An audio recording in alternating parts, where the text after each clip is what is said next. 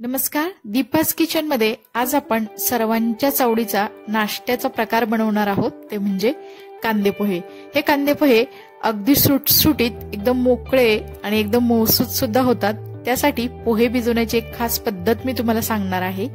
तसेच पोहे करताना काही ट्रिक सुद्धा मी तुम्हाला सांगणार आहे, त्यामुळे तुमचे पोहे अगदी सुटसुटीत आणि एकदम मोकळे बनतील। त्याचा अजिबात लगदा होत नाही। कितीही प्रमाणामध्ये तुम्ही पोहे बनवले तरी तुमचे पोहे अगदी मोकळे आणि एकदम सुटसुटीत होतील। त्यासाठी हा व्हिडिओ नक्की शेवटपर्यंत बघा। चला तर मग आपण वेळ न घालवता रेसिपीला सुरुवात करूयात। इथे मी 250 ग्रॅम इतके पोहे घेणार आहे। हे पोहे मी जेव्हा किराणा मालाच्या दुकानातून आणले तेव्हाच हे एका चाळणीने चाळून व्यवस्थित निवडून बरणीमध्ये स्टोअर केले होते। तर या प्रकारे पोहे स्टोअर केल्यामुळे त्यामध्ये किडे होत नाहीत किंवा त्याला जाळी सुद्धा लागत नाही। इथे तुम्ही बघू शकता आपले अगदी व्यवस्थित असे निवडलेले पोहे आहेत।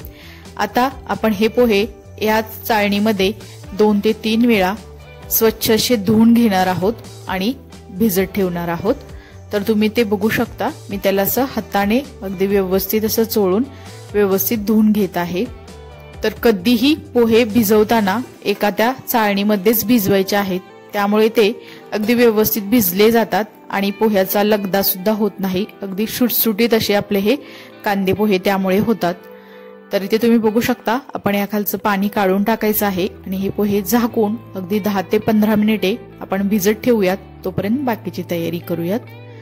तर इकडे मी 2 मीडियम आकाराचे कांदे बारीक चिरून घेतलेले आहेत। त्यानंतर इथे 3 चमचे शेंगदाणे घेतलेले आहेत, 5 ते 6 हिरव्या मिरच्या बारीक चिरून घेतलेल्या आहेत आणि 8 ते 10 कढीपत्त्याची पानं आणि अर्धा चमचा साखर। साखर ऑप्शनल आहे, हवं असेल तर घालू शकता, नाही घातली तरी चालेल। इकडे मी कढई गरम करायला ठेवलेली आहे।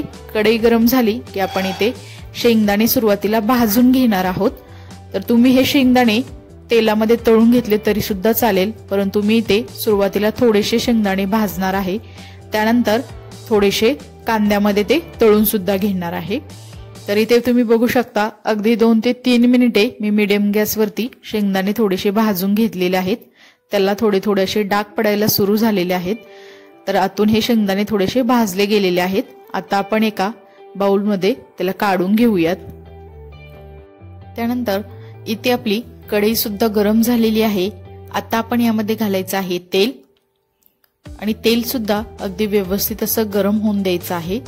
आणि त्यानंतर आपण इथे घालायचं आहे अर्धा चमचा मोहरी, तसेच अर्धा चमचा जिरे। जिरे आणि मोहरी अगदी व्यवस्थित तडतडली गेलेली आहे। आता आपण यामध्ये घालूयात बारीक चिरून घेतलेली हिरवी मिरची, त्याला आपण थोडंसं परतून घेऊयात। आणि त्यानंतर इथे घालायचं आहे कढीपत्ता आणि थोडंसं त्याला आपण हलवून घेऊयात।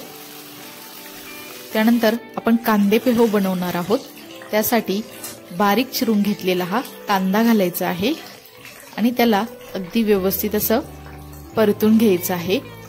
आणि आता आपण यामध्येच भाजून घेतलेले शेंगदाणे घालणार आहोत, त्यामुळे ते शेंगदाणे कांद्याबरोबर अगदी व्यवस्थित असे तळले जातात। तर शेंगदाणे घातल्यानंतर त्याला आपण अगदी व्यवस्थित असं मिक्स करून घेणार आहोत आणि त्याला साधारणतः 3 ते 4 मिनिटे एक लो टू मीडियम गॅसवरती आपण हा कांदा अगदी मऊसूत असा भाजून घेणार आहे, त्यामुळे आपले शेंगदाणे सुद्धा अगदी व्यवस्थित असे भाजले जातात।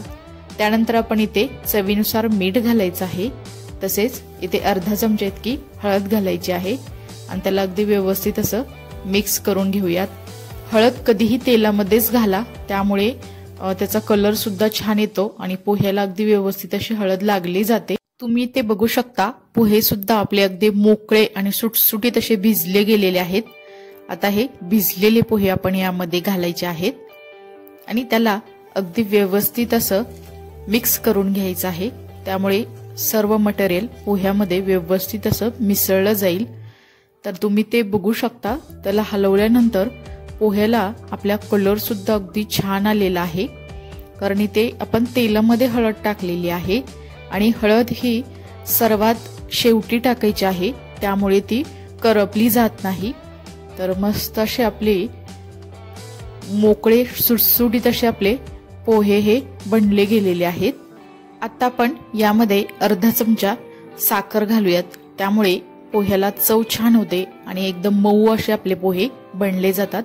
साखर घातल्यानंतर त्याला अगदी व्यवस्थित असं मिसळून घ्यायचं आहे आणि साधारणतः याला आपण अगदी 2 मिनिटासाठी पोहे झाकून ठेवणार आहोत आणि छान अशी त्याची एक वाफ काढून घ्यायची आहे। तर इथे तुम्ही बघू शकता अगदी 2च मिनिटानंतर आपल्या पोह्याला छान अशी वाफ बसलेली आहे आणि हे आपले पोहे बनवून तयार आहेत। तर पोहे हा एक झटपट होणारा नाश्ता आहे आणि रात्रीच्या जेवणासाठी सुद्धा तुम्ही पोहे बनवू शकता।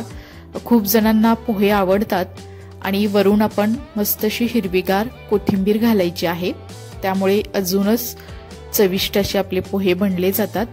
कोथिंबीर घातल्यानंतर त्याला अगदी व्यवस्थित असं आपण मिसळून घेऊयात।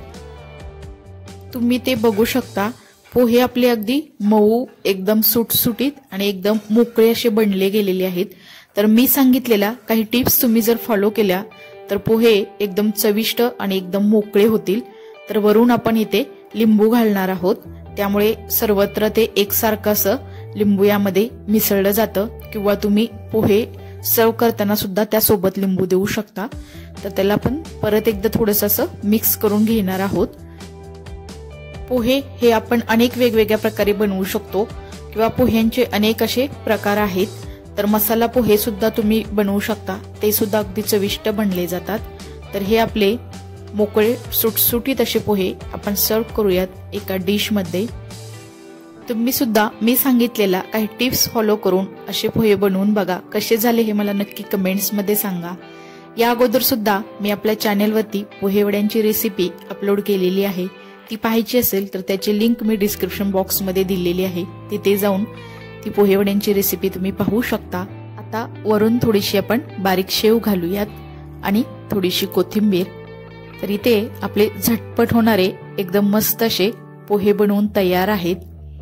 जर तुम्हाला ही माझी रेसिपी आवडली असेल तर नक्की दीपाज किचन या यूट्यूब चॅनेलला लाईक, शेअर आणि सबस्क्राईब करा आणि शेजारील बेल आयकॉनवरती क्लिक सुद्धा करा, कारण तुम्हाला अशा छान छान साध्या, सोप्या आणि एकदम कमी वेळेत झटपट होणाऱ्या रेसिपी पाहायला मिळतील।